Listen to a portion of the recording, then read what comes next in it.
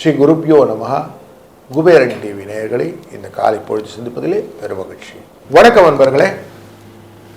இந்த வாரம் அப்படிங்கிறது 3ஆம் தேதியிலிருந்து 9ஆம் தேதி ஆகஸ்ட் மாதம் வரைக்கும் கூடிய காலகட்டங்களில் உத்திரட்டாதி நட்சத்திரம் என்கிற மீனராசியிலிருந்து மிருகசீஷம் என்கிற மிதுனராசி வரை சந்திரனின் பயணம் இருக்கிறது.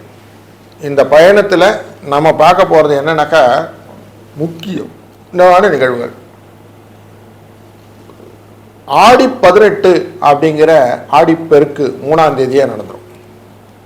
4ஆம் தேதி சஷ்டி, 5ஆம் தேதி பஞ்சமி, தேய்பிரை பஞ்சமி, ஆடி கிருத்திகை 6ஆம் தேதி, 9ஆம் தேதி யோகினி ஏகாதசி என்ற விஷ்ணுவின் வழிபாடு. இப்படி நல்ல நிகழ்வுகளை அப்படி அழகாக ஒன்று லம்பாக கொடுக்குது நமக்கு. இதெல்லாம் எதுக்கு யூஸ் ஆக போகிறது அப்படின்னா, ஆடிப்பெருக்கு தான் தாலியெல்லாம் மாற்றிக்கிறது. தாலிக்கயிறன் கணவனை வேண்டி பண்ணுவது. 4ஆம் தேதி சஷ்டியின் போது விரதம் இருந்து முருகப்பெருமானை வழிபட வீடு பேரு அப்படின்னு சொல்ல நல்ல ட்ரீம் ஹோம் அப்படின்லாம் கிடைக்கிறதுக்கான வாய்ப்புகளை கொடுக்கும்.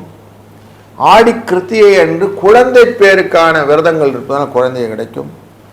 யோகினி ஏகாதசியின் போது பாவங்கள் நீங்கி செல்வ பலம் பெருகி ஆன்மீக பலம் பெருகுவதற்கான வாய்ப்புகளை ஏகாதசி விரதம் கொடுக்கும். இப்படி நல்ல நிகழ்வுகளை அழகாக ஒரு பேக்காக கொடுக்கறது இந்த வாரம்.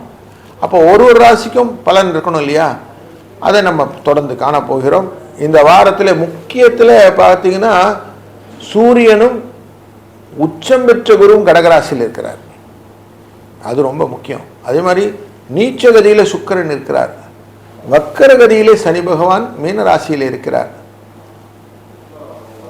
மிதுன ராசியிலே புதனுடைய வீட்டில் செவ்வாய் இருக்கிறார்.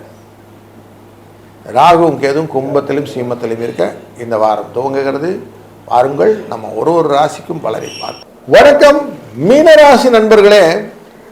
உங்கள் ராசியிலே சனி வக்கரம் பெற்று இருக்கக்கூடிய இந்த காலகட்டங்களிலே சனியின் சாரமான உத்திரட்டாதியிலேயே சந்திரன் பயணம் செய்கிறார், பரிவர்த்தனை யோகம் பெற்று.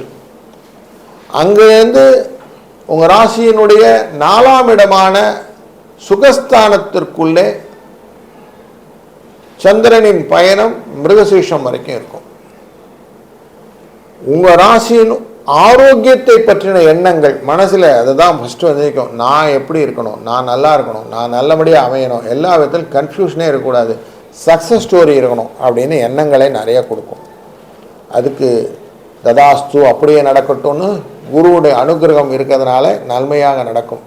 வக்கரகதியில் சனி பகவான் இருக்கிறதுனால சில செய்கைகள் எல்லாம் நம்ம செய்கிறோம், அது ஒன்று நடக்குதுன்ற மாதிரி ஒரு டெய்லி இருக்கும். குடும்ப செலவுகள் நிறைய இருக்கும்.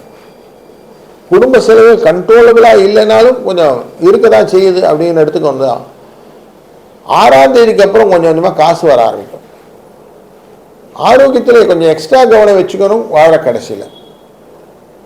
இந்த வாரத்தில் 2ஆம் இடத்துக்காரர் அப்படிங்கிற இந்த செவ்வாய் ரொம்ப முக்கியமான ஒரு ரோலை வகிக்கிறார். ஏன்னா அவர் மிதுன ராசியில் உட்கார்ந்துட்டு தொழில் மற்றும் லாபஸ்தானத்தை பார்த்துட்டு இருப்பார். அப்போ இந்த வாரத்தினுடைய முக்கிய நிகழ்வுல 2 விஷயம். அங்காரகனை பிடித்துக் கொள்வதுன்னு முருகனை பிடிச்சுக்கணும். முருகனை பிடிச்சுன்னா இந்த வாரம் சுபிட்சமாயிடலாம். அதனால் இந்த வாரத்தினுடைய டோக்கன் எப்படி இருக்கணும்னா, நீங்கள் அடுத்ததுமே ஸ்கந்த குரு கவசம், ஸ்கந்த சஷ்டி கவசம், வேல்மாறல் இதெல்லாம் லைனப் பண்ணி வச்சுருங்க. டெய்லி கேட்கணும். வீட்டில் ஆஃபீஸ் போனாலும் கேட்டுகிட்டே போங்க. இதெல்லாம் சொல்லிகிட்டே இருங்க. பாடல்கள் முருகாசரணம், ஸ்கந்தாசரணம் அப்படின்னு சொல்லிகிட்டே இருங்க.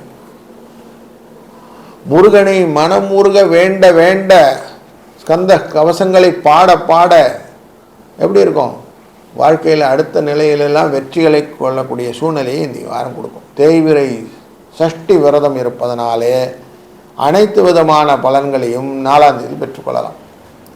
6ஆம் தேதி அன்னைக்கு ஆடி கிருத்திகை.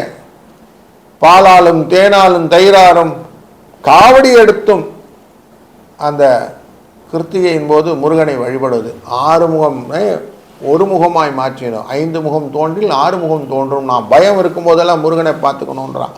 அப்படி வேல்மாறலை சொல்லி வேலவனை பிடிக்க அனைத்து விதமான விஷயங்களும் வெற்றிகளாக மாறும். நல்ல செய்தியெல்லாம் காதில் விட ஆரம்பிக்கும். அப்போது சக்ஸஸ் ஸ்டோரி இருக்குதுங்களா?